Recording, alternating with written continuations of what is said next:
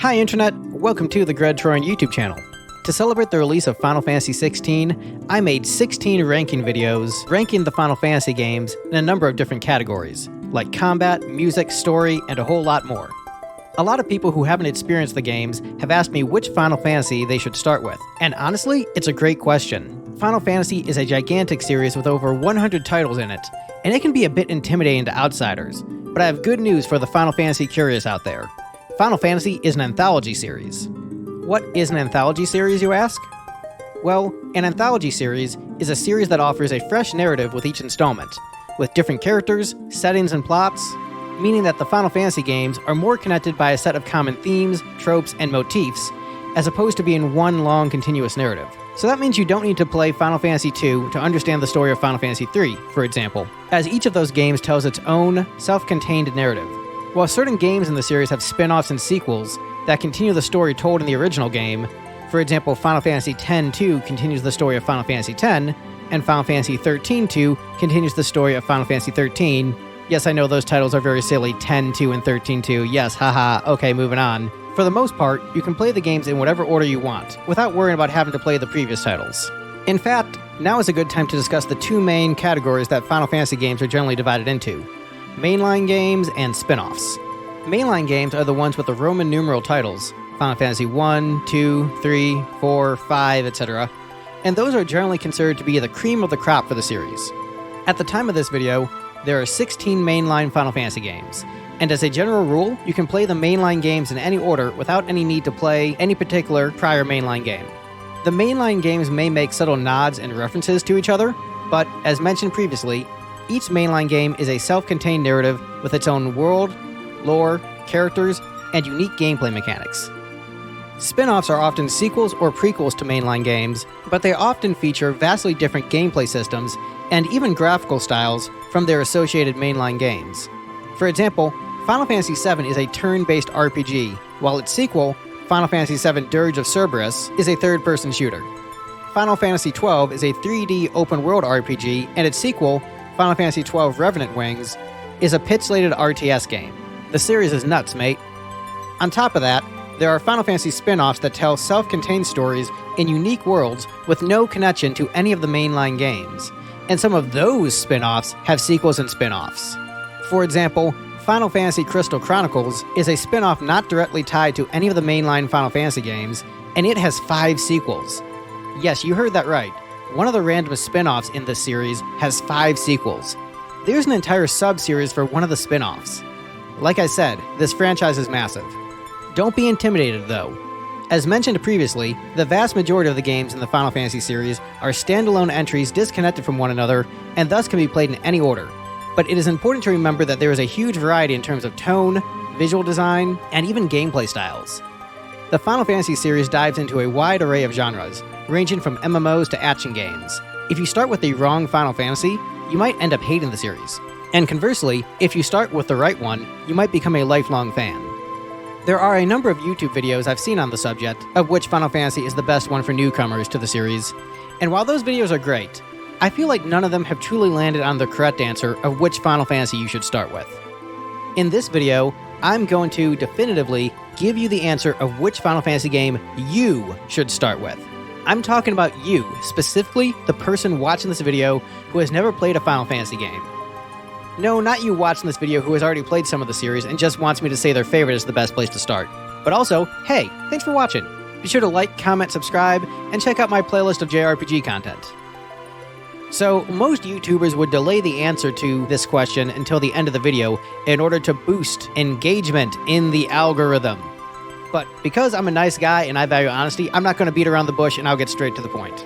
There is no right answer on what the best Final Fantasy to start with is. As I mentioned previously, these games are wildly different from one another, and there is intense debate amongst fans over their preferences between entries because of how huge the differences are. What might be the best Final Fantasy for you to start with might be someone else's least favorite game in the series. The tone, visual style, and even core gameplay mechanics vary a ton in the series, even in the main lines. There are a few games that fans in general recommend people should start with, but there are some less popular entries that might resonate with your personality much more than the standard suggestions. So, how do you pick which Final Fantasy to start with? Honestly, vibes. See which one seems to have a visual style that appeals to you, see if you like the story synopsis, and see if that gameplay style sounds like something you could jam with. That's basically it. The games are so different that there's no right answer for everybody. But, dear viewer, there is a right answer for you. You, the person watching this video, who has never played any of these games before. I'm going to help you pick out which Final Fantasy is the best one for you to start with by going through the games, talking about gameplay, visual style, story, accessibility, and general vibes, so that you can make an informed decision and start out with the one that's truly the best for you.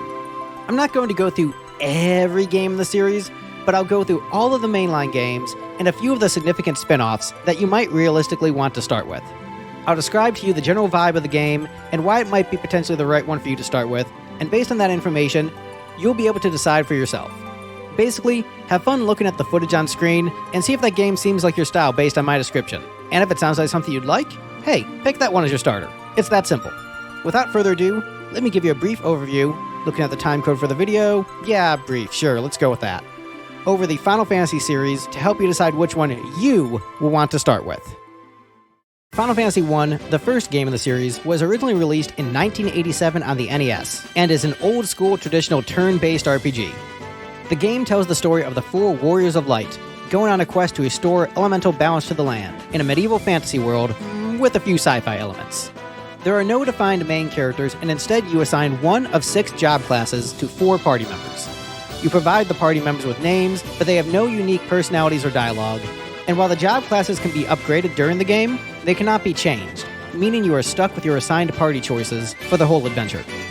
While it is lacking some of the iconography the series is most famous for, like chocobos and moogles, it does have airships, an amazing soundtrack, the iconic founding job classes of the series, and some other very cool elements that remain staples of the franchise to this day.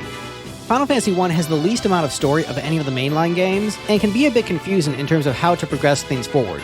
But if you like a more nebulous kind of experience in terms of figuring out where to go, and want to start at the very beginning of the franchise to play them in order, then Final Fantasy I is a great place to start. It's easily accessible through the Pixel Remaster on modern platforms, which is probably the best way to play Final Fantasy I these days. Final Fantasy II, the second mainline game in the series, was originally released on the NES in 1988. For a number of weird and convoluted reasons, it didn't arrive in Western territories until 2003. Final Fantasy II, like Final Fantasy I, takes place in a medieval fantasy world, once again with a few sci-fi elements, but it is a much more grim and bleak world. Our heroes this time are a group of rebels fighting against the mighty Palamecian Empire, ruled by the powerful wizard Emperor Mateus. Through their guerrilla war against the mighty empire, many friends, allies, and innocents are lost, and it's up to our heroes to topple Mateus and bring peace to the land. It's a very somber and bleak affair, and is much moodier than the upbeat adventure of Final Fantasy I. Unlike Final Fantasy I, the characters in Final Fantasy II have defined names, designs, personalities, backstories, and unique dialogue. FF2 is much more focused on story than its predecessor, and set the blueprint for how the games would generally approach storytelling going forward. Unlike FF1, the game features no job classes, and instead character stats are modified based upon character actions in combat. Like, for example, you'll get better at using a sword the more you use a sword, or you'll get better at casting the healing spell Cure the more you cast it. There's a bit of controversy around this system because of how easy it is to break, and FF2 has a really high encounter rate that can make the adventure feel a little bit tedious. However, if you can wrap your head around a unique leveling system, this might be a great place to start for a story-focused gamer who might not be as interested in the loose narrative of the first game. It's also the first one with chocobos, the iconic bird mounts of the series, so if you want to go back into the series as early as possible but need a chocobo for it to feel like Final Fantasy, then Final Fantasy II is the way to go. While the Pixel Remaster is the most accessible version of the game to play, the PSP version has some great additional story content that is excluded from the Pixel Remaster, and I find I enjoy the music and graphics of the PSP version better as well, so it might be worth considering trying the PSP version of Final Fantasy II. Final Fantasy III, the third mainline Final Fantasy game, was originally released on the NES in 1990. Taking place in a medieval fantasy world with sci-fi elements, notice a running trend here, Final Fantasy III tells the story of 4 Warriors of Light who are tasked by magical crystals to save the world from darkness. Gee, that sounds kind of familiar. While Final Fantasy I tells its story in a very straight, down-the-middle, serious fashion, and Final Fantasy II is somber and bleak, Final Fantasy III is more of a fun, light-hearted romp, like a Saturday morning cartoon, though still with some moments of heightened drama. Like Final Fantasy II, it took a long time for Final Fantasy III to come out in the West, finally being released in 2006. Final Fantasy III returns to having 4 nameless player avatars like in the first game, but unlike FF1, the individual characters have actual dialogue, and you can change their character role at any time throughout the game. Final Fantasy III is the first game in the series to introduce the job system, aka the ability to change character classes, and it's an incredibly fun gameplay system that adds a lot of variety to play. On top of that, Final Fantasy III has the best exploration of the NES trilogy, and offers a much more fleshed out narrative than Final Fantasy I. Though less fleshed out than Final Fantasy II. It's a good middle ground between the first 2 games, and is a great start if you want to try out a game with the famous job system, and don't want to deal with some of the tedium of the previous 2 entries. It's also the first game in the series where the iconic Moogle mascots appear, so if you want to see the origins of the Moogle, then you just gotta start here. As for what version of the game you can play, there are honestly 3 I can recommend pretty easily. The most accessible version of the game, nowadays, is the Pixel Remaster. But there's also a 3D remake of the game with a charming visual style, and an even greater emphasis on story. The 4 nameless player avatar characters are all given defined names, personalities, backstories, and designs, all while keeping the great job system intact and adding in some fun post-game content. However, this is also the first game where I can wholeheartedly endorse the original NES version. While Final Fantasy I and II on the NES have their share of issues, Final Fantasy III is, in my opinion, the first game in the series that is mechanically satisfying from a modern perspective in its original iteration. So honestly, any of these 3 versions is a great way to try out the game. If you want to play an old school NES game on emulator, or want to try one of the classics with a fresh coat of paint, Final Fantasy III is an excellent place to start, especially if you want a fun gameplay experience. Final Fantasy IV was originally released in 1991 and was the first Final Fantasy game to be released on the Super Nintendo. Set in a medieval fantasy world with sci-fi elements, Final Fantasy IV tells the story of the Dark Knight Cecil Harvey, captain of the Kingdom of Baron's elite airship brigade, the Red Wings. After committing a series of war crimes under the orders of his king, Cecil has a crisis of conscience and goes on a journey of redemption to right his wrongs and bring peace to the land. Right off the bat, you'll notice that Final Fantasy IV's basic premise has a lot more meat on its bones than the previous 3 entries, and Final Fantasy IV is generally considered by most fans to be where the series really started to pick up steam and become the series people know and love. Final Fantasy games are often defined by rich narratives and well-defined character arcs, and FF4 is largely seen as the game where that really started for the series, and for RPGs in general. Many consider it to be the first RPG with a truly great narrative and truly great main character. However, the supporting cast in FF4 is extremely strong as well, and some of the most iconic characters in the series appear in this game. Each playable character in Final Fantasy IV is confined to a specific job class that can't be changed or altered during the course of your playthrough. And because the game's narrative is so tightly written, you do not get to choose your party composition at any given time, as the party is always dictated by the needs of the story.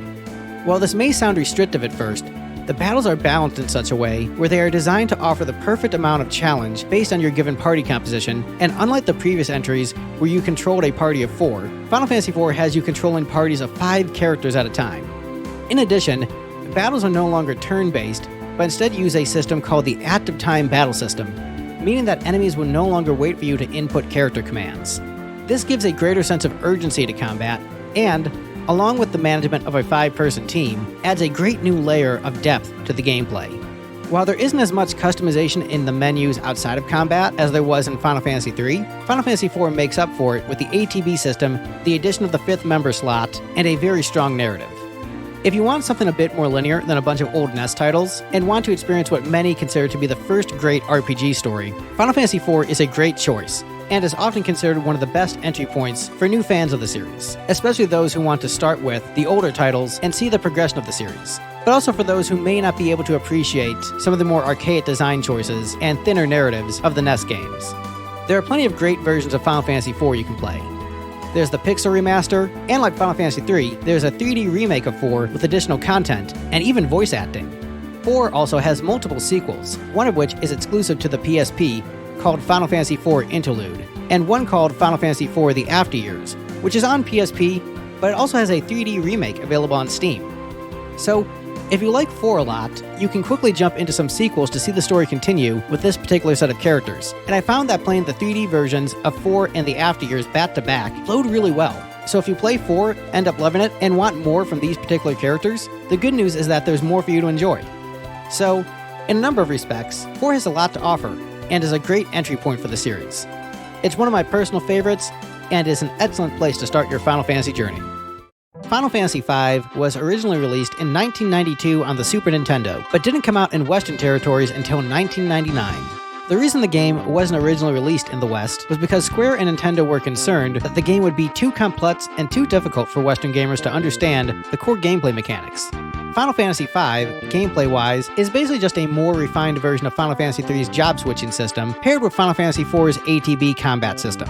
We're back down to 4 party members, and the story is once again about 4 warriors of light who are tasked by magical crystals to save the world from darkness.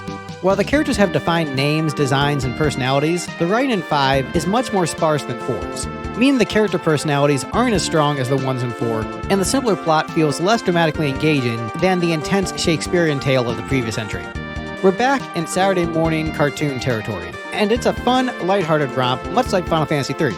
3 and 5 are the 2 most similar games in the mainline series, and a lot of people feel that there's no point in playing 3, because 5 is essentially the same game in terms of vibes and core mechanics, but better. While that's not a completely accurate statement, the set pieces in the respective games are wildly different, and one might prefer 3 set pieces to 5's. It's also not a completely inaccurate statement either. The games are very similar, and in general, if you like one, you'll like the other one as well. The general consensus around Final Fantasy V is that it has one of the weakest stories in the series and one of the weakest main casts in the series. But many consider Final Fantasy V to be by far the best video game in the Final Fantasy series. Purely on a mechanical level, a lot of people think that 5's job system and combat is the peak of the series. Final Fantasy is an interesting video game series where, to a lot of people, narrative is just as important, if not more so, than core gameplay mechanics. And so the game that might feature the strongest gameplay in the series often ranks more in the middle of many fans' personal rankings, despite acknowledgement of how well designed and executed the gameplay in this installment is.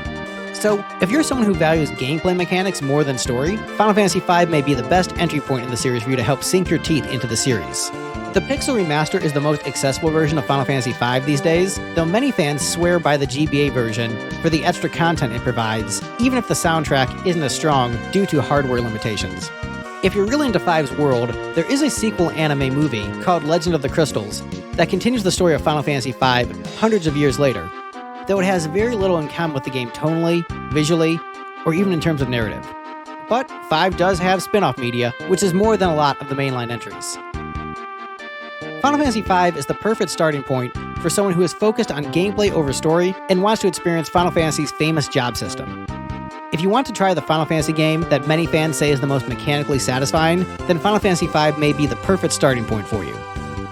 Final Fantasy VI was released in 1994 on the Super Nintendo and is the last of the mainline Final Fantasy games to feature a pixel art style before the games moved into the 3D era.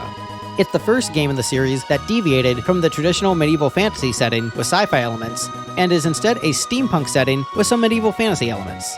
The game focuses on a group of rebels called the Returners, battling against the Gestalian Empire. The Empire has begun to employ a new form of technology called Magitech, technology that utilizes the power of magic to dominate the world, and it's up to a ragtag team of freedom fighters to stop them. Final Fantasy VI once again returns to defined characters with defined job classes, like Final Fantasy IV, but unlike Final Fantasy IV, there's a lot more options to customize the characters with the addition of the Magicite system, which can be used to increase character stats and teach characters new abilities. In terms of tone, Final Fantasy VI is definitely more somber and serious than Final Fantasy V, and has a much darker color palette than any of the previous games in the series, making it the most bleak-feeling entry since Final Fantasy II. There's still plenty of wacky comedy and lighter moments, but it is definitely on the darker side of entries in the series, at least at the time of its release.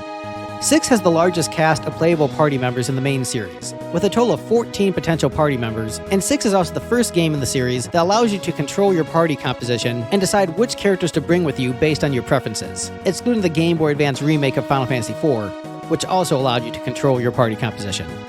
There are a lot of fans that think that Final Fantasy VI has the best cast of characters in the franchise, and that it also has the best villain in the franchise, an evil magical clown named Kefka, who is essentially just the Joker but with the ability to do powerful magic.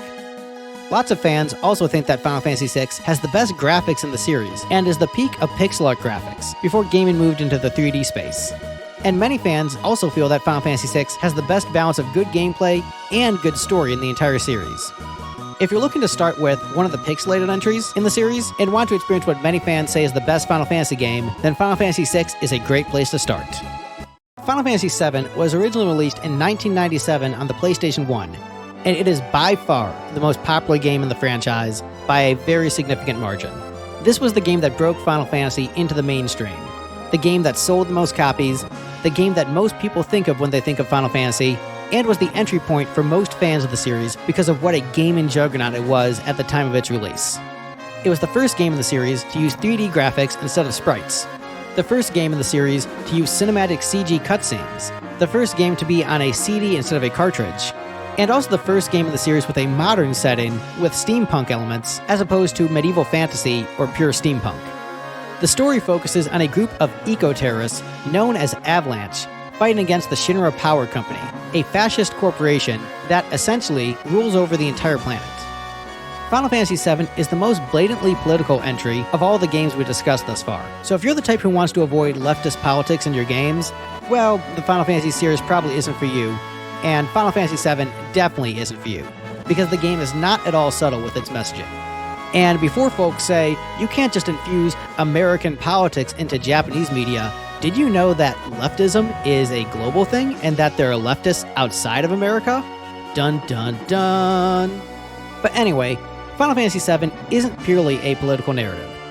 The game's lead character, Cloud Strife, is not only an icon of gaming because of his cool character design, but also because of his deeply powerful personal arc he undergoes during the course of the game, coming to terms with loss and self-acceptance in ways that players for decades have found incredibly profound. Cloud is often considered to be the best lead character in the RPG genre. And beyond that, the cast in 7, including the iconic villain Sephiroth, are considered to be some of the best the genre has ever produced. 7's story is also considered to be one of the greatest stories in all of gaming, and has been compared to Star Wars in terms of the cultural impact it left upon the medium. In terms of gameplay, 7 once again allows you to select your own party, like in Final Fantasy VI, but the number of characters in any given party has been reduced to a total of 3. While each character does have specialized abilities that only they can use, there is also a level of customization in the form of the materia system, which is very similar to the magicite system from 6, but a bit simpler and more streamlined. While the system may be inherently simpler on the surface, the streamlining of certain aspects actually allows for a deeper level of customization than I can accurately convey in the time we have, without getting into the weeds.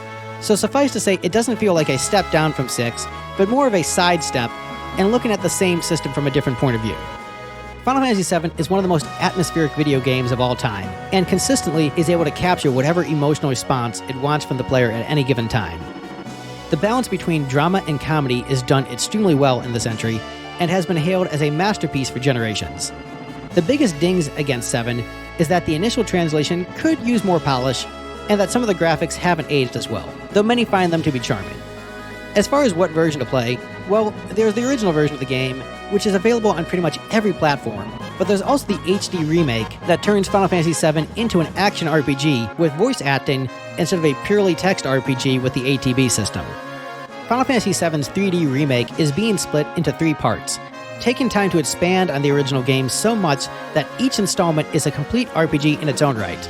So if you want to experience a modern AAA version of Final Fantasy VII, you can play Final Fantasy VII Remake, aka Part 1 of the Remake Trilogy, and Final Fantasy VII Rebirth, aka Part 2 of the Remake Trilogy, on PlayStation, Steam, and Switch. However, there are some significant and controversial story changes in the remake versions, so if you want to experience the original complete story without needing to wait for Part 3, you can always play the original version of the game.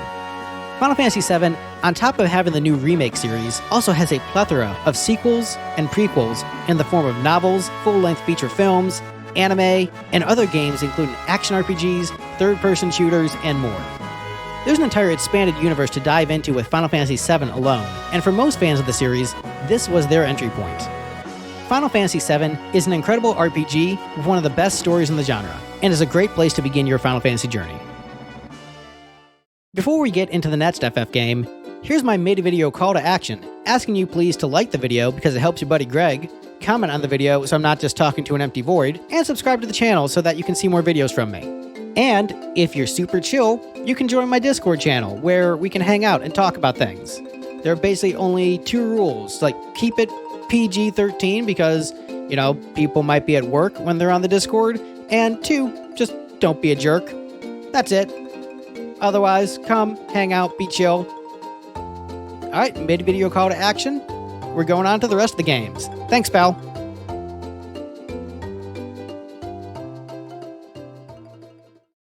Final Fantasy VIII was originally released in 1999 on the original PlayStation, and is the first game in the series to feature realistically proportioned characters as opposed to the chibi character models of the first 7 games.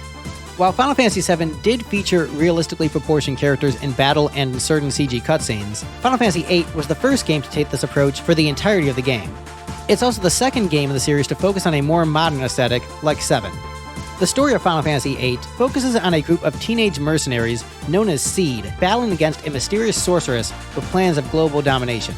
Our main hero, Squall, will occasionally find himself slipping into a mysterious dream world where he inhabits the body of a former soldier named Laguna. And Squall must find out the secret of these mysterious dreams if he is to stop Sorceress Idea's evil plot. While previous games in the series had romantic subplots, most significantly 4, 6, and 7, 8 is the first game in the series to put a love story front and center of its narrative as the core of the story. A lot of Final Fantasy VIII focuses on the blossoming romance between Squall and the female lead, Rinoa. And the tone of the game leans into a high school anime drama vibe more than any previous game in the series. If you're not into that kind of story, Final Fantasy VIII probably won't land with you. But if you are, you're gonna freaking love this game. It's a bit campier and sillier than previous entries, but again, for the right kind of personality, this will absolutely click with you. The leveling system in FF8, called the Junction System, is one of the most complex and complicated leveling systems in the entire RPG genre, and can be a bit difficult to understand. But once you understand it, it can be incredibly fun to break. If you're really into min-maxing and have played a bunch of other RPGs, 8 is both incredibly satisfying and refreshingly different, where you might end up falling in love with it. Final Fantasy VIII is a bit divisive because of its story and gameplay systems. Lots of fans love it and proclaim it as one of the best RPGs ever made, and a lot of fans hate it as an abomination of the series. It's one of the better selling games in the franchise, and is easily accessible on modern consoles with some great new quality of life features. If you're into min-maxing, have a few RPGs under your belt already, and are cool with a more campy, high school anime style type plot, Final Fantasy VIII might just be the perfect entry point for you into the series. Final Fantasy IX was originally released in 2000, and was the last Final Fantasy game released on the original PlayStation. It was also the last Final Fantasy with heavy involvement from the creator of the series, Hironobu Sakaguchi, and it has been stated on numerous occasions that it is his personal favorite in the entire series. It's also the final game in the series where the entire score was composed by Nobuo Uematsu, who composed all of the previous mainline games by himself. Unlike 6, 7, and 8, which leaned into steampunk and modern settings, Final Fantasy IX sees a return to medieval fantasy with sci-fi elements, like the first 5 games in the series, though with the addition of the increased graphical powerhouse of the PlayStation. The characters aren't realistically proportioned like 8, but instead are sort of splitting the difference between the realistic models of 7, between the realistic models of 8, and the super deformed characters of the past. The story of Final Fantasy IX is about a charismatic thief named Zidane, who ends up abducting the Princess of Alexandria, Garnet, who wishes to escape her kingdom to uncover the secret of what dark forces are threatening the planet. Alongside colorful allies like the stalwart knight Steiner and the young black mage Vivi, our heroes go on a journey of self-discovery to uncover their own reasons for living and saving the world they love. Final Fantasy IX was considered a return to form in a number of ways. Instead of a 3-person party like in 7 and 8, we've returned to 4-person parties. The characters all fall into very specific job classes, with specific roles and abilities like Final Fantasy IV, though there is some fun customization with 9's dynamic equipment system that continually keeps progression engaging. There are a lot of visual callbacks to previous games in the series, like Vivi's character design calling back to the original Black Mage design from Final Fantasy I, and 9 is considered a love letter to the 8 games preceding it. A lot of fans say that 9 has no identity of its own, and is just a mishmash of previous games in the series, but that's not true at all. While 9 harkens back to the medieval fantasy of old, its unique approach to that retro style is unlike any other game in the series. And while many complained about the art direction of 9 when it came out, and assumed the game would be childish and quote-unquote kiddie, what we instead received was a game that balanced dark and dramatic moments alongside more bright and fun elements extremely well. 9 is pitch perfect in terms of tone, being breezy and fun when it needs to be, somber when the moment calls for such an emotion, and is arguably one of the most profoundly deep games in the series thematically. Many fans will say definitely don't start with 9, because it is a culmination of everything about the franchise in a single game. Fans generally agree that 9, better than any game in the series, embodies the entire franchise with the way it balances the lessons learned from the previous 8 entries, and how it combines the themes and styles from the NES, SNES, and PlayStation eras into something that feels both representative of the series as a whole, but also something completely fresh. It's for those reasons that it might be the best first Final Fantasy for you. There are so many people who say that 9 is the greatest Final Fantasy game and the best representation of the entire series. So if you want one game that will give you a vibe for what the franchise is all about, 9 is easily your best bet. The only downside is that the battle speed can be a bit slow. Otherwise, it's a very solid choice for your first Final Fantasy and a great entry point. It's available on pretty much all modern consoles, with some nice quality of life features, so it's very easy to jump into this one. Final Fantasy X was originally released in 2001 on the PlayStation 2, and was the first game in the series to have voice acting in its initial release. It's the first mainline Final Fantasy game where the music isn't composed entirely by Nobuo Uematsu, who would end up taking a significant step back from the series after this installment. It's also the last mainline Final Fantasy game to have a variation of turn-based battles, and is considered a dividing line in the franchise between the classic era and the modern era of the franchise. Final Fantasy X's setting is unique in the series, where instead of being inspired by medieval Europe or modern metropolises, X's world is inspired by fantastical elements in Southeast Asia, along with sprinklings of sci-fi, and is one of the most unique and distinct worlds in all of fantasy fiction. Final Fantasy X takes place in the world of Spira, a land that is haunted by a giant kaiju monster called Sin that regularly destroys towns and villages. To defeat Sin, summoners go on a journey to collect magical beasts known as Aeons to temporarily quell Sin so that the land can experience brief periods of peace. The game follows Tidus, a professional blitzball, aka underwater soccer, player, who becomes a guardian of the summoner Yuna on her journey to defeat Sin. Spoilers for the first 45 minutes of the game, but this will help you decide if the narrative hook works for you or not. But Tidus is a time traveler from 1,000 years in the past, flung into the future, and comes from a world without Sin. Thus, as Tidus is introduced to the culture and world of Spira, so too is the player, making him an excellent player POV, and allowing for great societal commentary from one outside of said society. Final Fantasy X tackles religious and societal dogmas as one of its core themes, and Tidus, immature and straightforward as he might be, is the perfect vehicle to address those conservative issues. And while some may say his voice acting is a mixed bag, his character is generally considered to be a very compelling one. Final Fantasy X has a lot going for it. As mentioned, the world that the game takes place in is incredible both from a lore perspective and a visual perspective. The cast of characters is really strong, the story is well-paced, thematically rich, and emotionally powerful. There is a very well-written love story at the core of this game, so if you're a bit of a romantic, 10 will definitely appeal to you. Gameplay-wise, 10 moves away from the ATB system and returns to traditional turn-based combat, but with some nice twists, like the ability to switch out any party member at any time, and the ability to see the turn order of both yourself and your enemies. The leveling system in this game, called the Sphere Grid, gets rid of traditional levels and instead allows you to customize character stats and abilities, and it's a great balance of linear progression with fun personalization. 10 is considered a bridge game between the past 9 games and the rest of the franchise because it contains a lot of elements and staples of what came before and plays very similar to the first 9 entries, but also changes a lot of core fundamentals that remain changed moving forward. Airship exploration and world maps are largely gone at this point. Nobuo's music is present, but other composers have entered the picture. The pacing between towns, dungeons, and story is largely the same. There's voice acting, but also turn-based battles. It's a blend of old and new, and is the last game in the series that has a general community consensus from basically every fan of every era of the series of it being a classic. There are large, passionate fan bases for all of the games going forward as well, but this is the last one the community as a whole generally agrees upon. Final Fantasy X is available on basically every modern console out there, and comes bundled with 2 sequels. Final Fantasy X-2 continues the story of Yuna after the first game, and features a beloved version of the ATB system, along with an engaging job system, though the story and tone of the sequel is controversial to say the least. X-2 is a much lighter and more comedic affair than 10, and while it does offer some strong melodrama toward the end, the majority of the journey can feel tonally dissonant from its predecessor. The other sequel, 10-2 Last Mission, is a roguelike with minimal story, but again, has been praised for strong gameplay.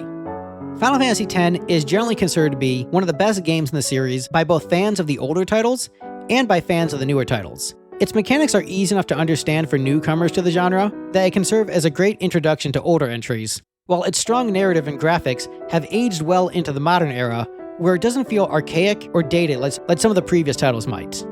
The fact that it's on basically every platform available and comes bundled with 2 sequels makes it a strong contender for your first Final Fantasy. It's considered a classic for a reason, and if you want a good balance of old and new, Final Fantasy X is a great entry point. Final Fantasy XI was originally released in 2002 on the PlayStation 2, but is now only available to play on PC. It's the first game in the series where Nobuo Uematsu did not write the majority of the soundtrack. Final Fantasy XI is also the first game in the mainline series that isn't a traditional JRPG, but is instead an MMORPG. Thus, it is the first online game in the main series, and the first multiplayer game in the main series, and serves as the first example of Final Fantasy genre swapping between mainline entries. From this point onward, each mainline Final Fantasy game features drastically different gameplay systems. While there is a clear chain of evolution between gameplay systems of the first 10 entries, from here on out, each game kinda does their own thing, with some shared elements, but less of a clear lineage between entries. Final Fantasy XI takes place in the medieval fantasy world of Vana'diel, a land that has recently received a popular influx of immigrant mercenaries known as adventurers. You play as one such adventurer mercenary, alongside many others, while you go on a wide array of quests. It's the first Final Fantasy game where you can create a character outside of simply choosing a job class and name, because in Final Fantasy XI, you can customize your character's appearance, and choose from several different character races, along with a robust job system for truly engaging character creation. Final Fantasy XI is an open-world MMORPG, and it's by far the most difficult game in the main series. Battles are no longer turn-based or ATB, but instead are fought on open maps when powerful enemies approach. While there are turn timers, they're faster than traditional turn-based games, and feature an auto-attack while you manually select specific commands. Questing in 11 is a bit obtuse at times, and it can be hard to figure out where to go to proceed with different quest lines, and it's generally recommended that you play 11 with a guide. On top of all that, Final Fantasy XI does require a monthly service fee to play the game, and it can be notoriously difficult doing the initial setup of the game due to requirements of account setup and numerous passwords and usernames. This, combined with the genre shift, and the lack of available technology for the masses at the time it came out, basically if you wanted to play this you had to buy an upgrade for your PS2, made 11 the most skipped of all the mainline entries. Most Final Fantasy fans have never played 11, and because it's a 20-year-old MMO with arcade systems, most fans have no interest in checking it out. That said, 11 is probably the most underrated and most misunderstood of all the mainline entries. For starters, the modern version of the game has a lot of great quality of life features, and is very soloable. It plays similar enough to the first 10 games in terms of map exploration, but on a much grander scale. Second, a lot of fans assume 11 is just a sandbox game with no story, while 11 probably has the most story content of any game in the series. Final Fantasy XI has 14 different expansions and add-ons, if you include the base game. The way to think of expansions and add-ons is like DLC, except the DLC is as long as a full-length game. So Final Fantasy XI is basically the size of 14 Final Fantasy games in one. Simply put, there's a lot of game here, and it's actually of extremely high quality. Some of the best story content in the entire Final Fantasy series is found in 11's expansions, and is incredibly rewarding for those who take the time to engage with it. It doesn't have voice acting, so it's a lot of reading, but if you're a bibliophile, you'll have a great time here. 11 fans tend to be on an island separate from the rest of the FF community, and you'll find lots of people who love 11 and have never played any other FF game. And there are also lots of FF fans who have played all of the mainline games, including 14, which is another MMO in the series, but they've never touched 11 because they assume it's impossible to play, either due to difficulty or assuming the game is no longer online. As of 2025, 11 is still extremely popular, and is so popular that they had to close off certain servers from adding new players because the population on those servers have reached their maximum capacity. Despite being over 20 years old, 11 still has a lot of people playing it and a very devoted community. If you're a fan of old school MMOs, great storytelling, and a massive world to explore, and you have the patience for a more difficult startup process, 11 is a great entry point in the series, and is so large that this single game is the size of a franchise in it of itself. I have an extensive 2-hour video essay on Final Fantasy XI alone if you want more details, so feel free to check out that video if you want to know more. Final Fantasy XII was originally released in 2006 on the PlayStation 2. It is the last game in the series that series creator Hironobu Sakaguchi is credited, as he left Square during the development of 12, taking a lot of the staff with him to form a new company known as Mistwalker. While that is a whole other can of worms, the important thing to remember in this aspect is that Final Fantasy XII is the first game in the mainline series to be plagued by a long development cycle. And every mainline Final Fantasy game going forward, aside from Final Fantasy XVI, has had to overcome large development hurdles, either due to staffing, creative decisions, assisting other departments on their struggling projects, or technological struggles, due to advancing technology. Final Fantasy XII is an open-world single-player RPG with a battle system very similar to Final Fantasy XI's, but with a few key differences. The most noticeable being that you have the ability to freeze time to select commands in 12, something not possible in 11 due to the multiplayer nature of the game. 12 also allows you to create AI commands for your party members during combat. So instead of manually selecting your commands, you essentially program combat algorithms beforehand with a number of if-then scenarios.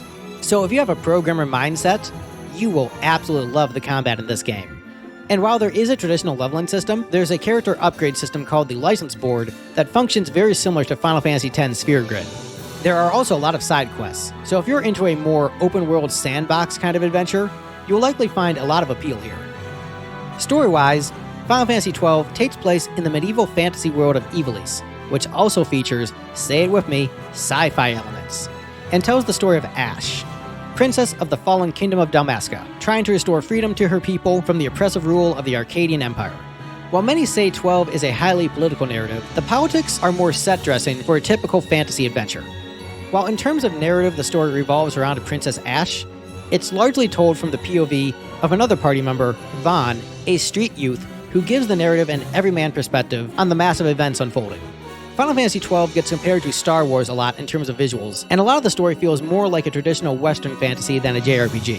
So if you're wanting something a little less campy, with more muted colors, and less of an anime influence, 12 will likely be very appealing to you. While 10's voice acting can be a bit controversial, there's consensus that 12's voice acting is among the strongest in the video game medium, and is simply exceptional for the era that it came out in. The music is a bit more atmospheric than the melodic pieces of the past, but there is sort of a John Williams energy to the score that will definitely appeal to fans of a particular musical persuasion. Sadly, Nobuo only contributed one new track to this OST, but again, the music in 12 really helps with that Western fantasy tone of the game.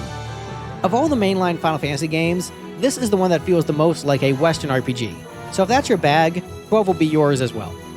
Final Fantasy XII is available on most modern platforms in the form of a remaster known as Final Fantasy XII: The Zodiac Age, which has a revamped character progression system and the ability to speed up battles to 4 times speed, which is generally considered a saving grace for the game since, as mentioned previously, a lot of the battles are pre-programmed by the player, and speeding up the actual fights has led to significantly better game flow.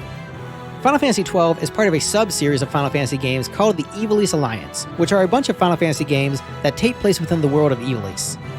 Final Fantasy XII is actually the 4th game that takes place in Ivalice. The spin-off game, Final Fantasy Tactics, which we'll talk about later, was the first game released that takes place in Ivalice, and that game became so popular and well-regarded that a mainline game became a spin-off of it. There are a total of 6 games in the Ivalice Alliance, 4 of which features characters from Final Fantasy XII, but there's only one direct sequel to Final Fantasy XII in the form of the game Final Fantasy XII Revenant Wings, which is a 16-bit RTS game for the Nintendo DS. So, if you want more of the world of Ivalice after beating Final Fantasy XII, the good news is that there is more to dive into, though the graphical styles and gameplay systems are largely disconnected from the mainline game. Final Fantasy XII is a great entry point for those who may be more comfortable with Western-style fantasy than JRPGs, and offers a lot of great exploration and questing. If you got a programmer's mindset, you'll adore the combat mechanics and will have a great time with this entry. Final Fantasy XIII originally came out in 2009 on the PlayStation 3, and was the first HD Final Fantasy game. It's the first game in the series to focus solely on a science fiction visual aesthetic, and takes place on a planet called Cocoon, where humans live in peace and prosperity due to the blessing of godlike entities called Cocoon fal'Cie. However, there is a nearby planet known as Pulse, with fearsome monsters and their own fal'Cie. fal'Cie brand servants to carry out their will, and those servants, called l'Cie, must obey the will of the fal'Cie, lest they be turned into monsters themselves. A group of heroes from Cocoon find themselves branded by a pulse fal'Cie, and must try to find a way to defy their fate and save their world. The main character, Lightning, is a cold-hearted soldier who lets nothing stand in the way of her mission, even the gods themselves, and is pretty badass if I don't say so myself. It's nice to get a female lead in a Final Fantasy game, and she balances the cool factor with a great character arc extremely well. The rest of the supporting cast is really strong as well, and this is one of the better main parties in the Final Fantasy series. Final Fantasy XIII is much more vibrant and colorful than Final Fantasy XII, moving away from earth tones into a much lusher color palette. It's also less subdued than XII, and leans more into big emotions and big melodrama. While XII gets compared to Shakespeare, which is pretty silly to do, since most Shakespeare is extremely melodramatic, and just goes to show the people making the comparison haven't actually read Shakespeare. But that's a tangent. So while XII gets compared to Shakespeare, XIII often gets compared to anime. And that actually is a fair comparison. If you're an anime fan, you'll probably really like XIII's vibe. The music in XIII is melodic and catchy, with incredibly unique and interesting instrumentation choices. It's also one of the most visually striking games in the series, and even almost 20 years later, is still absolutely stunningly gorgeous to look at. Despite being multiple generations old, XIII is still in the upper echelon of the best graphics in the entire series, even with modern competition. XIII is a very linear and streamlined Final Fantasy. There are essentially no towns, exploration is limited, and character progression is very much on rails, and limited in the early sections of the game. However, as the game progresses, exploration opens up, and more importantly, the combat system shows the depth of its mechanics. XIII has one of the fastest and most intense battle systems in the entire series, where each individual encounter has enough difficulty to keep combat engaging throughout the entire adventure. Instead of focusing on manual commands like in previous entries, XIII's combat largely focuses on utilizing what are called paradigm shifts, which changes the job class of each member of your party at the exact same time. XIII's combat revolves around this job switching mechanic in order to counteract the moves of your opponents. It's unique, fast-paced, action-packed, and incredibly satisfying. So while equipment, leveling, and exploration are streamlined, the combat really shines as the core gameplay focus this time around. Instead of focusing on exploration and character progression, XIII focuses on combat and its story. So if you don't mind linearity and want to focus on the characters and narrative, XIII is truly an excellent game. But again, the combat is among the most fun in the entire series. While it can take a little while to fully unlock the mechanics of the combat system, once you do, you'll find it to be incredibly rewarding and engaging. As far as availability goes, the only modern console nowadays you can buy Final Fantasy XIII on is PC, and there are some complaints that the port has a few glitches and bugs, all of which are easily patched with fan mods, but it is annoying that Square didn't just patch those glitches and bugs themselves. It's not unplayable by any means, but those are minor inconveniences worth mentioning. XIII has multiple sequels in the form of Final Fantasy XIII-2 and Lightning Returns, aka XIII-3, and also a spin-off game in the same universe called Final Fantasy Type 0, which I'll address a bit later. These games are all part of the Fabula Nova Crystallis subseries. While 10-2 shifted far away from its predecessor in terms of story, tone, and gameplay, 13-2 follows up 13 in a game with very similar mechanics, but also improves upon a lot of complaints people had with the original game, namely towns and map exploration, and you'll find a lot of fans who think 13-2 is even better than the original 13. That's not like a weird rando online hot take, it's actually an opinion a sizable chunk of fans have, so if you like 13 and want to continue your journey through this universe, you might find it gets better and better. Though in fairness, the consensus about 13-2 being better solely revolves around its gameplay. The stories of the 13 sequels are a bit controversial, but I found they're better than given credit for. Final Fantasy XIII is one of the most beautiful games in the entire series, with some of the most beautiful music in the series. The combat is incredible, the cast is strong, the narrative is full of emotion, and in many ways, it feels like binging a great anime series. If you're focused on narrative and want a streamlined experience, Final Fantasy XIII is an excellent starting point. Final Fantasy XIV was originally released in 2010 on multiple platforms, and is the second MMORPG in the series. It's the first game in the series where the original version of the game is completely unplayable in all territories, and the first game in the series where its remake acts fully as a sequel to the original game. When Final Fantasy XIV was first launched in 2010, it played very similar to old-school Final Fantasy XI, before that game added modern quality of life features, and thus 14 was considered archaic by modern MMO standards after games like World of Warcraft had dominated the market for years. As such, XIV was met with such negative reception that they hired a new creative lead to take over the project, and that creative lead, known by fans as Yoshi P, scrapped the entire original game, including its story, and remade the game from the ground up with new mechanics, new maps, and a new story.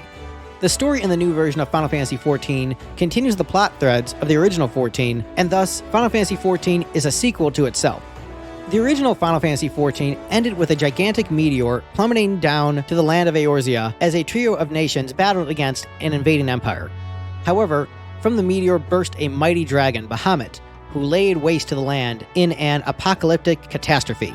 5 years after the events known as the Calamity, the realm has begun to recover, but the Empire continues their machinations for power.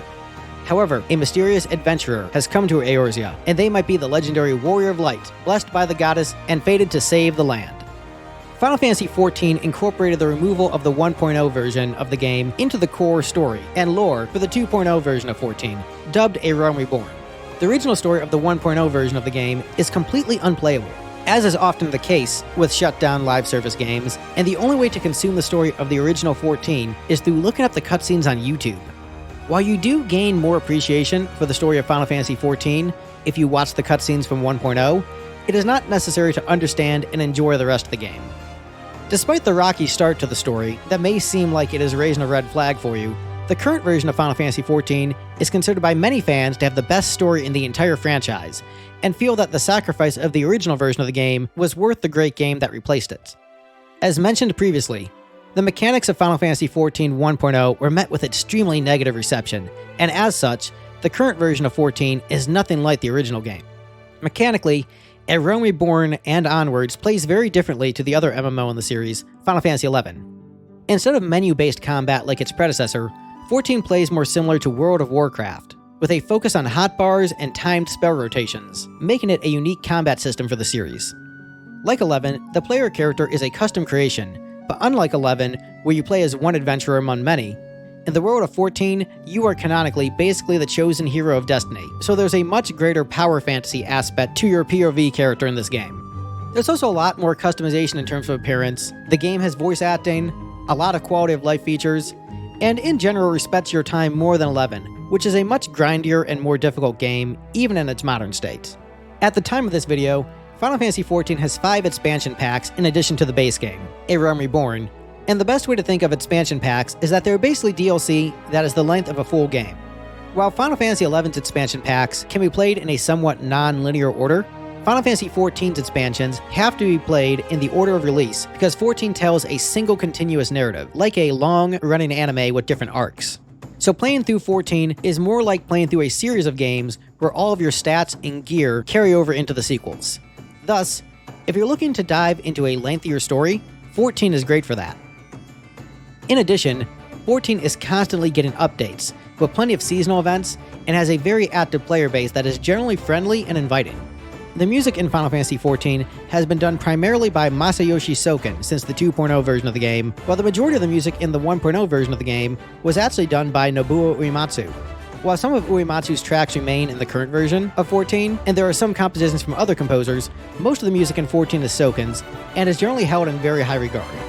Because 14 is so massive, there's lots of references to other games in the series combined within it, and so based upon which parts of 14 interest you, could help you decide what game in the series you want to check out after playing through 14. The biggest plus in terms of trying out Final Fantasy XIV as your first Final Fantasy game is the price. Final Fantasy XIV is free. Well, sort of. Final Fantasy XIV has an extensive free trial that allows you to play the entirety of A Realm Reborn, the base game, along with the first 2 expansions, Heavensward and Stormblood, for free, with no restrictions on playtime. You could literally play Final Fantasy XIV for years without having to pay a cent. It's basically getting to play a Final Fantasy game and its 2 sequels for free. The low cost of free means that 14 has a very low barrier to entry in terms of giving it a chance. However, there are certain features that the free trial does not allow you to use, like utilizing a friends list and market boards, and you are limited in terms of the amount of currency you can obtain and your max level. However, the max level cap is the same cap it was at the time of Stormblood's release, and they don't restrict you from seasonal events, so the limitations are hardly an issue for playing the game. If you do buy the full game, you will have to purchase 14 and sign up for a monthly subscription like 11, but you are able to transfer over your free characters, meaning that you could always play the game for free up until you beat Stormblood, and then purchase the full game if you wish to continue. But again, the low barrier of entry will allow you to give it a shot and see if it vibes with you pretty quickly. If you like multiplayer, want to experience a story that many say is the best in the series, and are on a budget, free is nice, 14 is a great entry point in the series. Oh, and fun fact, I'm currently playing through 14 right now, and I'm doing weekly vlogs about the game on my channel, so you could play along with me like it's a book club or something if that's your thing. Final Fantasy XV was originally released in 2016 on the PlayStation 4, and was the first mainline Final Fantasy game in the action RPG genre. It was originally meant to be a spin-off title in Final Fantasy XIII's expanded Fabula Nova Crystallis universe, and was known then as Final Fantasy Versus 13. But as production continued, elements from 13's universe were replaced with original concepts, and it became decided it would be a mainline Final Fantasy game. 15 is notorious for its long production cycle, taking over 10 years to release after its first concept trailer. The game featured numerous setbacks, including members of its team being moved to help assist with the completion of Final Fantasy XIII, Final Fantasy XIV 1.0, Final Fantasy XIV 2.0 A Realm Reborn, and various Kingdom Hearts titles. The creative lead of the project, Tetsuya Nomura, kept having his team taken from underneath him and kept getting assigned to additional projects, continually delaying progress of 15. Eventually, Nomura was moved on to lead the Final Fantasy VII Remake series and Kingdom Hearts 3, two massive AAA titles at the same time, and leadership of Final Fantasy XV was given to Hajime Tabata, known for working on the Final Fantasy VII prequel Crisis Core and the Final Fantasy XIII spin-off title Final Fantasy Type 0, both of which were action RPGs. The original concept for Versus 13 showed a dark, moody, atmospheric, Shakespearean, and yes, that term is being used properly here, drama full of moral ambiguity, and while elements of that remain, especially in the game's latter half, the finished product ended up being something drastically different. Final Fantasy XV is an open-world action game where you play as Prince Noctis of the Kingdom of Lucius. Noctis is engaged to be wed to his childhood friend, Princess Lunafreya of Tenebrae, and so he goes on a road trip with his three best friends, his royal retainers, Gladiolus, Ignis, and Prompto, to meet with his bride-to-be. However, during the road trip, his kingdom falls to the Niflheim Empire, and Noctis must step into his responsibilities to be the king his people need. Final Fantasy XV has plenty of action, melodrama, interesting characters, including one of the best villains in the series, and rich lore. But the two things that Final Fantasy XV excels at are unique to this particular game. The first element unique to 15 that it excels at is its road trip vacation vibes. A good chunk of the game is cruising around in your car with the party, and with the opportunity to stop and go fishing, visit tourist attractions, and take photos, you'll really feel like you're taking a vacation in a Final Fantasy world. It's incredibly fun to explore everything 15's rich open world provides, which is a mixture of our modern reality with fantasy and sci-fi elements. It's one of the most unique open worlds out there due to the setting, and it's a big appeal of the game. The other major strong suit of the game is its cast. While there are a few guest party members who come and go, for the majority of the adventure, you play as the four male leads, and Final Fantasy XV really focuses on the themes of brothership, male bonding, and friendship as core pillars to its story. So much of the game is spent with these four characters and their banter alongside them doing everything together, camping, cooking, playing cards, talking under the moonlight. It all builds this rapport where you really get to know all four of them, and they really convey the sense of male friendship and bonding better than any game in the series. It's been called the Bro Final Fantasy, but not in a demeaning way. Other highlights include its strong soundtrack by Yoko Shimomura of Kingdom Hearts fame, and the incredibly fun combat mechanic known as Warp Strike, an ability that allows Noctis to teleport across the map to attack enemies and move to different locations. Final Fantasy XV has a lot of additional tertiary media to consume. There is a midquel movie, Kingsglaive, that takes place during the events of the game that shows the downfall of Lucius and is basically essential viewing. There is a short 5-episode anime called Brotherhood that shows additional backstory for all four of the male leads, and it's really good. Brotherhood has great animation, writing, directing, and is free to watch on YouTube. There are also multiple DLC chapters for 15 that add a lot to the game. The DLC chapters focus on one character, and you play as them for a few hours while gaining a lot of great additional story. So there's a DLC for Gladiolus, a DLC for Ignis, a DLC for Prompto, and a DLC for the main villain Arden. Each of them have vastly different gameplay styles. For example, episode Prompto is a third-person shooter, but all of them are engaging and fun. There is also a multiplayer midquel game called Comrades, where you create a custom character, a member of the Lucius Kingsglaive, and defend the world from monsters alongside your allies. In addition to all of these, There were several live service games that came out to tie into 15 at the time of its release, but sadly those are mostly unavailable to play. There is, however, a sequel novel called Dawn of the Future, and if you really like the gameplay style of 15, Crisis Core and Type 0 from Tabata will likely scratch those itches. So, needless to say, 15 has a lot of media associated with it outside of just the game itself. When the game first released, without the DLC, Dawn of the Future, and Comrades, many complained the story felt incomplete. However, nowadays the game comes bundled with Comrades and all of the DLC, except for Episode Arden, that one's an extra purchase. And the base game was also patched with additional quests and other content as well, meaning you can get quite the bang for your buck when you buy a copy of Final Fantasy XV. And with so much tertiary media, it means you've got a great expanded universe you can dive into with this entry, allowing you to really soak up everything 15's world has to offer. If the vacation road trip bromance vibes sound good to you, you like action and open world games, and you're the type of person who enjoys multimedia storytelling, Final Fantasy XV is an excellent starting point for you to get into the series. The game proudly proclaims upon its start screen that it is a Final Fantasy for fans and first-timers, and it might just be the perfect entry point for a certain first-timer. Final Fantasy XVI was originally released in 2023 on the PlayStation 5 and is, to date, the most recent mainline Final Fantasy game. Though many would say that the Final Fantasy VII Remake project is on par with the mainline games in terms of quality, so you might argue that Final Fantasy VII Rebirth is the most recent mainline Final Fantasy game. Semantics aside, in terms of the pure, numbered titles, 16 is the most recent mainline entry. It's the first M-rated mainline Final Fantasy game and is a fast-paced action game similar to Devil May Cry. The story of Final Fantasy XVI takes place in the medieval fantasy world of Valistia. It's a world where differing nations fight for the power of giant mother crystals that are used to provide technological and agricultural bounties for their lands. While some individuals are able to use magic without the use of crystals, this power comes at a cost of destroying the user's body, and those born with the gift of magic are treated as slaves and animals. There are also individuals known as Dominants, who have the ability to transform into icons, aka the classic summons of the Final Fantasy series. The game follows our protagonist, Clive Rossfield, through 3 different eras of his life: his teenage years, his 20s, and his 30s, as he goes on a quest that begins motivated by a dark desire for revenge, but transforms into something much more. Final Fantasy XVI is intentionally similar to Game of Thrones, with a focus on darker, grittier fantasy, and a complex web of political alliances. There is much more sexuality and violence in 16 than any other mainline game in the series, and contains the most grim tone of any of the mainline entries. While it's not doom and despair the entire adventure, it's easily the darkest entry in the series since Final Fantasy II. And while there are many moments of comedy and big damn hero awesomeness, this one appeals more to the dark fantasy crowd than any other main series installment. It's heavy on spectacle and pushes the PS5 hardware to its limits. So if you want a graphical powerhouse of a game with lots of "whoa, this is freaking cool" moments, 16 has those in spades. Final Fantasy XVI is unique in mainline Final Fantasy games in that there is only one playable character in the entire game, Clive, and that you have essentially no interactivity with any party members in terms of menu customization or even during combat.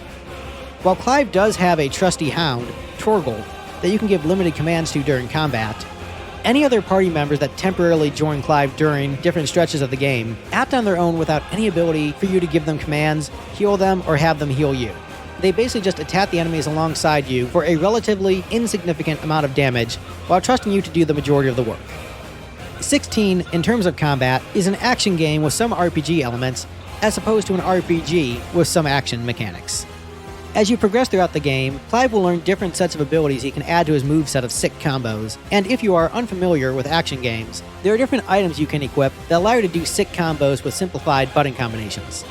The game tries its best to appeal to both casuals and diehards by allowing a lot of customization in your approach to gameplay, which is nice for both fans of action games and folks like myself who don't want to spend hours memorizing combo patterns and just want to plow through the game to enjoy the story.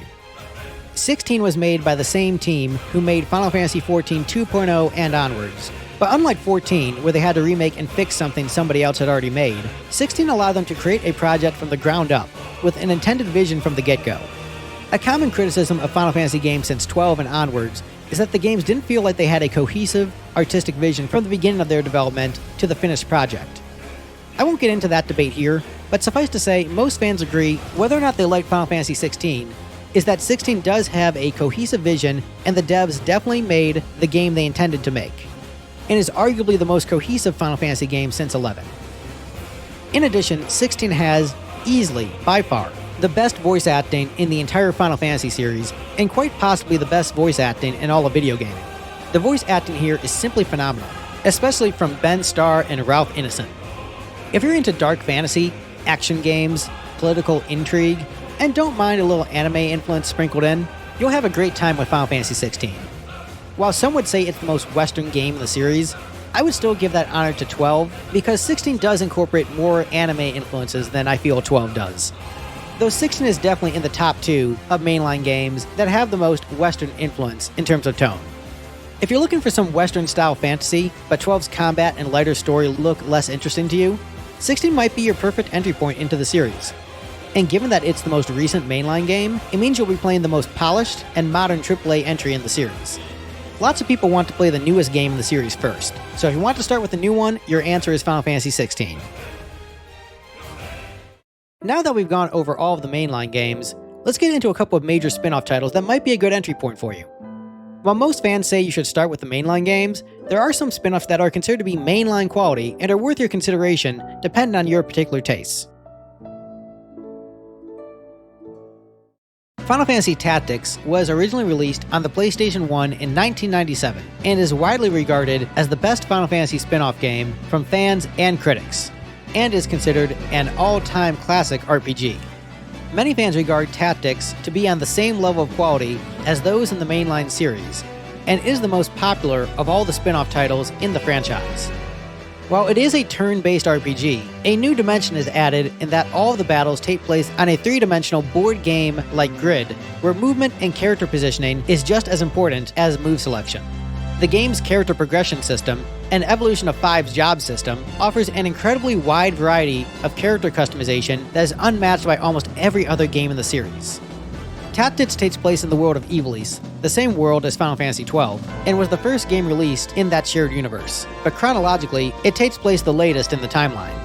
The story focuses on a conflict known as the War of the Lions, a war of succession over the throne of Ivalice that historians remember as being ended by a man named Delita Hyrule, a commoner who came to save the land from war and bloodshed. However, a historian discovers new records that indicate that perhaps Delita may not be the hero history remembers him as, and that another man, an obscure noble named Ramza Beolv, may be the true hero of the tale. Tactics follows the journey of Ramza and the true story of the War of the Lions. Final Fantasy Tactics has the biggest focus on politics of any game in the entire Final Fantasy series, and is very similar to Game of Thrones. And while 16 claims direct inspiration for the TV series, the first novel in the Song of Ice and Fire series only came out 1 year before Final Fantasy Tactics did. The similarities between Game of Thrones and Final Fantasy Tactics is due to the fact that both stories are inspired by the real-life historical conflict, the War of the Roses, in England, and thus any narrative similarities are simply due to the fact that they were both inspired by the same historical source. Final Fantasy Tactics is a great introduction to tactical RPGs, and basically combines classic turn-based FF battles with an epic game of chess, or shogi if you've ever played that, and is beloved by fans of the series. Well, it is a bit of a love it or hate it battle system, as the battles do tend to take much longer than a standard turn-based battle, but many would argue Tactics has some of the best gameplay in the series, alongside some of the best storytelling in the entire series. Final Fantasy Tactics has 2 sequels, Final Fantasy Tactics Advance for the Game Boy Advance, and Final Fantasy Tactics A2, Grimoire of the Rift, for the Nintendo DS. While there are some arguments that can be made that those games are mechanical improvements over the first game, though many would debate that and argue the original still has the best gameplay, the stories in those sequels are much lighter and simpler than the first game in the series, and appeal to a younger audience than the dark and brooding original. So the good news is that if you like Tactics and want more games with a similar gameplay style, you'll have plenty more to explore. But if you want games in the Ivalice universe with a similar storytelling tone, sadly most of the Ivalice games, even Final Fantasy XII, do not match the tone provided by Tactics. The only other Ivalice game with a similar tone, Vagrant Story, has a vastly different gameplay system. However, the world of Ivalice is beloved by fans of the FF series, and this is the game that started it all. And while some fans did not like the tonal shift between the first 2 Ivalice games and the lighter tone that the rest of the Ivalice games took, there are tons of fans who love it all and find it to be a great shared universe to dive into. As far as accessibility, Final Fantasy Tactics is available on PlayStation 1, on PSP with tons of extra features including new cutscenes, new characters, new quests, and job classes, and those features are also shared on the mobile port of the game. As of September 30th, 2025, modern platforms are getting a brand new remaster of Final Fantasy Tactics.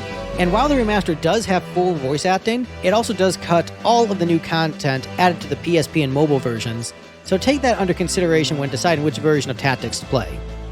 Final Fantasy Tactics is a great entry point into the series if you want dark political intrigue, moral ambiguity, complex plot webs, and dynamic gameplay. If you're a tactical RPG fan, this game will help transition you into some of the core mechanics of the series, all the while giving you what many consider to be the best tactical RPG experience of all time, and is a great entry point into the series. Final Fantasy Crystal Chronicles was originally released in 2003 on the Nintendo GameCube, and like Final Fantasy Tactics before it, was such a popular spin-off that it launched its own sub-series of games, with 6 titles within it. While Final Fantasy games had originally been released on Nintendo consoles, Square had begun to release the series exclusively on Sony platforms once the PlayStation 1 had launched, leading to years of bad blood between Nintendo and Square. To make amends and to offer Nintendo something unique, Square developed the Crystal Chronicles sub-series, complete with a unique visual style, musical style, gameplay style, lore, and tone unlike any previous Final Fantasy entry.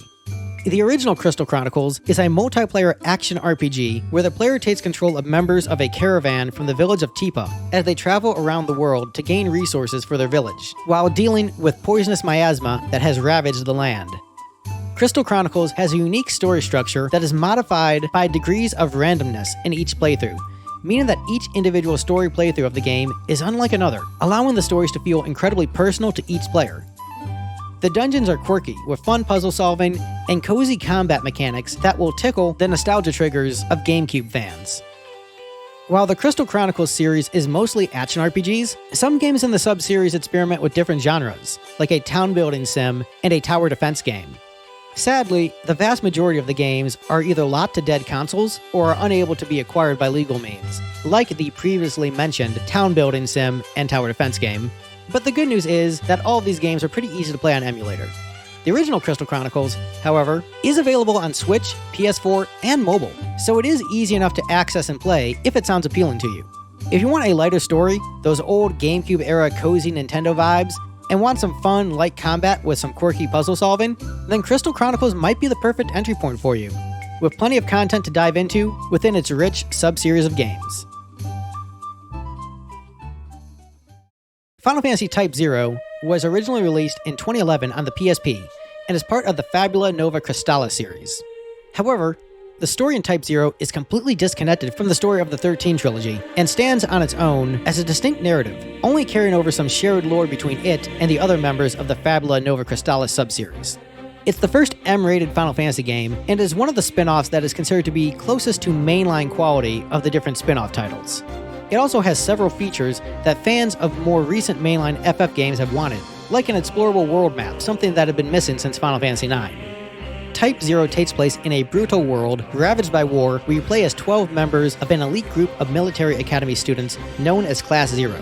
It's basically your emo, edgelord high school war anime situation wrapped in an M-rated action game, which isn't for everybody, but for people into this particular style, man, they freaking love this game and eat it up. If you're into campy, grimdark anime with over-the-top teenage emotions, straight talk, Type 0 is a strong contender for the best place for you to start in the series. While other games in the series might have stronger and more refined action combat, the tone of this one is very appealing to a certain type of player. And while originally released on the PSP, Type 0 has been remastered and is available on modern platforms, so you can easily get your emo on and dive into Type 0's dark universe.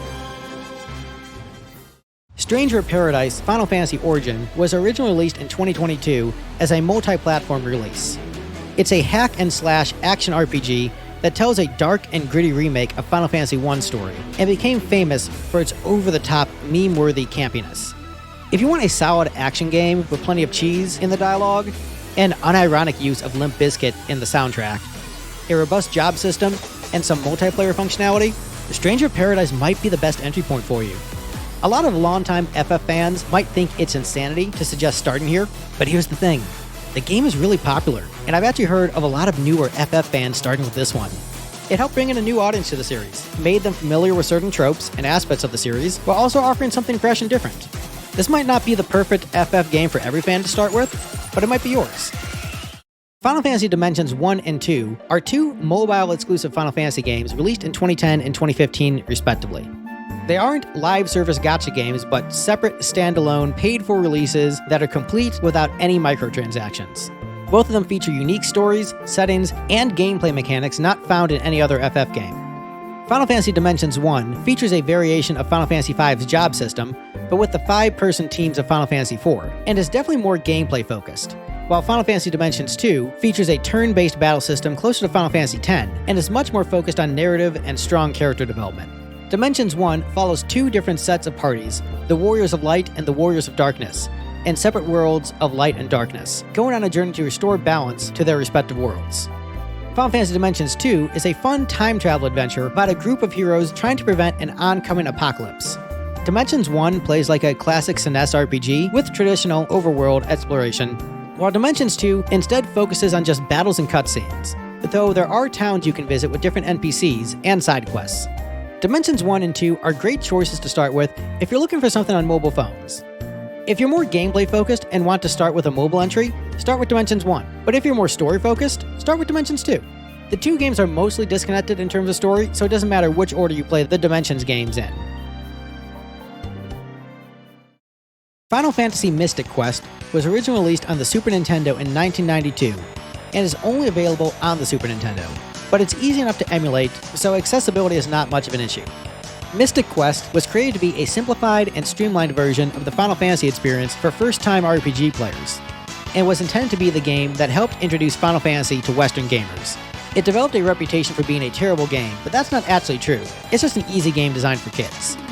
Mystic Quest tells the story of the heroic knight Benjamin going around the world reclaiming stolen elemental crystals and bringing balance back to the land.